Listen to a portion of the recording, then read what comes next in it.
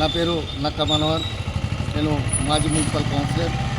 ఇప్పుడు ఈ సంజయ్ కాలనీ పెద్ద కాలువ పరిస్థితి చూస్తే చాలా దారుణం.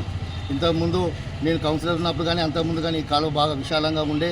ఉదాహరణకు చూస్తే మాజీ మున్సిపల్ చైర్మన్ మహావీర్ గారి ఇంటి దగ్గర వేరే తీరుగా ఉన్నది, ఇక్కడ చూస్తే వేరే తీరుగా ఉన్నది. ఇది మొత్తం కబ్జాలకు గురైంది.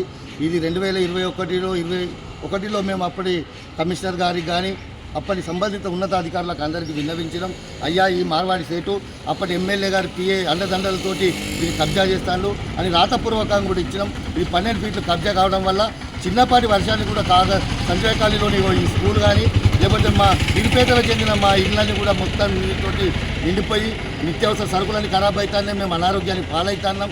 నిన్నటికి నిన్న ఈ 2 రోజులలో చిన్నపాటి వర్షం కురిస్తేనే మేము నడవలేని పరిస్థితిలో ఉన్నాం.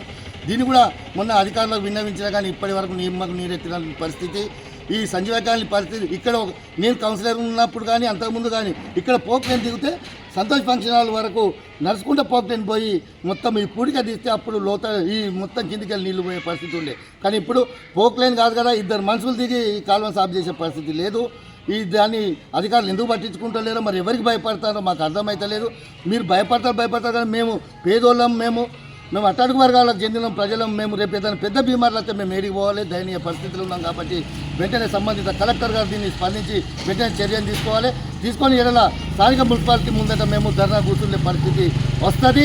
మేము దాని గురించి మేము సిద్ధంగా ఉన్నామని మీకు తెలియజేస్తూ, మరి కాగజ్నగర్ పట్టణ పరిస్థితి చూస్తే నాగశ్రీ లాడ్జింగ్ కావచ్చు కానీ, మరి స్థానిక పిహెచ్సి హాస్పిటల్ కాడ కానీ, మరియు అక్కడ చర్చి దగ్గర కానీ పెద్ద కాలువలన్నీ కూడా కబ్జాకు గురైనాయి. తీరంరాజు తాగి వెనుకాల ఉన్నటువంటి పెద్ద కాలువ కూడా గురైనా కానీ అధికారులు నిమ్మకు నీరెత్తినట్టున్నారు.